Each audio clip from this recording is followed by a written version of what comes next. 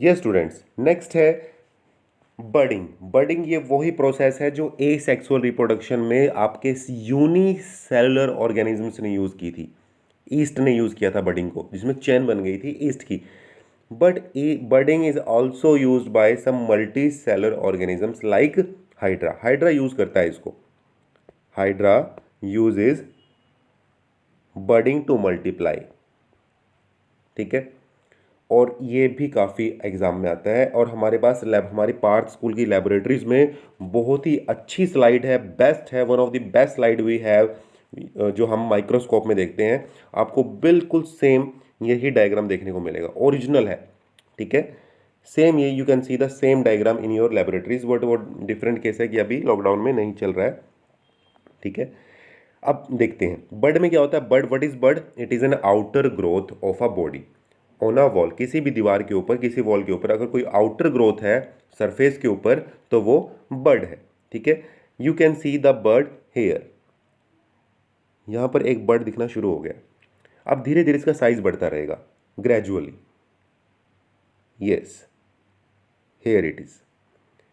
और ये तब तक बढ़ता रहेगा जब तक एक हाइड्रा बेबी हाइड्रा में कन्वर्ट ना हो जाए। और वो बेबी हाइड्रा कुछ टाइम बाद डी अटैच हो जाएगा अपनी मदर हाइड्रा से, जब वो सेल्फ सफिशिएंट हो जाए फूड राइज करने में, ये फूड गेन करने में। ठीक है ना।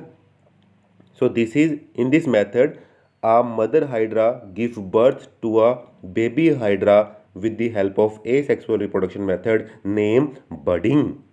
ओके, ये डायग्राम नहीं भूलना है, काफ़ी इंपॉर्टेंट डायग्राम है, बनाना पड़ता है और स्टेप वाइज ही बनता है बेटा ये। ठीक है, तो हमारे पास बेबी हाइड्रा की भी स्लाइड है और मदर हाइड्रा की स्लाइड है, और वो स्लाइड भी है जहां पर एक मदर हाइड्रा बेबी हाइड्रा को जोड़े हुई है, अटैच है। बहुत ही इंटरेस्टिंग है वो। नेक्स्ट, स्पोर फॉर्मेशन और स्पोरुलेशन।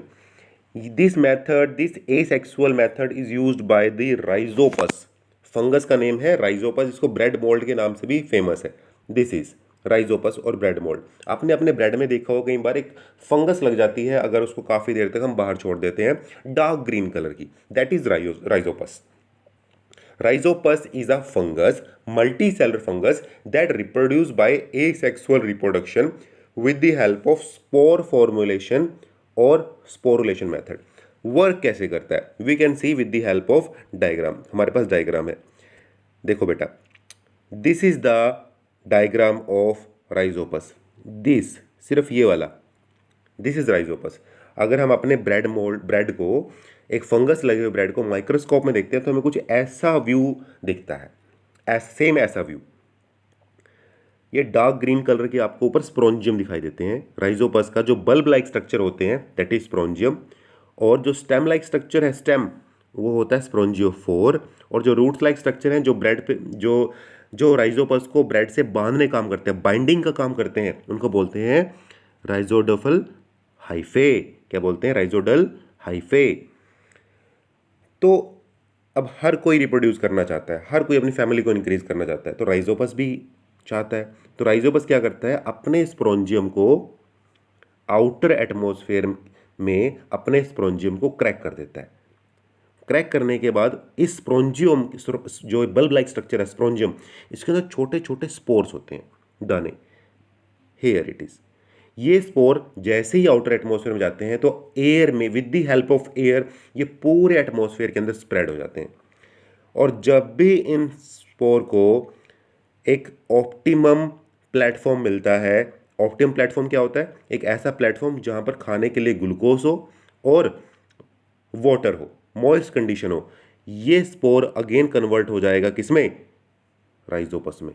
यानी ये दोबारा राइजोपस में कन्वर्ट हो जाएगा और ये प्रोसेस चलती रहेगी। हर जगह प्रेजेंट है इस टाइम स्पोर्स, आपके कम रूम में भी है। अगर नहीं मिलेगा तो कुछ टाइम बाद मर जाएगा, लेकिन एयर फिर से ले आई कहीं और से। ठीक है ना। नेक्स्ट है वेजिटेटिव प्रोपगेशन। इसको भी रीड कर लेते हैं, इसका बड़ा छोटा सा ही टॉपिक है, vegetative propagation. Here it is. Vegetative propagation is used by the plants to formation new individual, for the formation of new individual in plants. Vegetative propagation. It is of two types, natural and artificial. Natural methods में क्या होता है, leaf stem और roots की help से नए plants बनते हैं वेजिटेटिव प्रोपगेशन के अंदर। जैसे ब्रायोफाइलम है, ब्रायोफाइलम लीफ का यूज़ करता है। पोटैटो रूट्स का भी यूज़ करती हैं, पोटैटो रूट्स का यूज़ करती हैं। और स्टेम का यूज़ करें तो रोज़ प्लांट, रोज़ स्टेम की हेल्प से डेवलप हो सकता है। ये नेचुरल मेथड है। लेकिन आर्टिफिशियल मेथड मैन ने बनाए हैं, जैसे कि grafting, cutting, layering. This method is developed by the man. Grafting, layering, cutting. Grafting में क्या होता है, दो डिफरेंट प्लांट्स को आपस में एक ही फैमिली के होते हैं, बट जैसे फॉर एग्जांपल एक वाइट फ्लावर है, एक रेड फ्लावर है, दोनों की डिफरेंट स्टेप्स को बाइंड करके एक न्यू प्लांट बना देते हैं। लेयरिंग में क्या होता है, जैसे कि ग्रेप्स की बात करें तो लेयरिंग के अंदर न्यू प्लांट्स, एक ग्रेप से न्यू प्लांट डेवलप करना है, तो उसकी कोई भी स्टेम को, जो सब स्टेम्स होती हैं, ब्रांचेज होती हैं, उनको नीचे की तरफ ले आके जहाँ पर अर्थ होती है वहाँ पर बांध देते हैं with the help of clip, और नोच लगा देते हैं, कट कर देते हैं वहाँ से। उस कट एरिया से एक न्यू ग्रेप का प्लांट बनना शुरू हो जाता है। जैस्मीन भी ऐसी होता है। This is layering. और कटिंग तो बिल्कुल सेम ही है कि अगर हम किसी भी स्टेम को कट करके कहीं और लगाते हैं तो एक न्यू प्लांट बन जाता है, वो कटिंग है। ठीक है।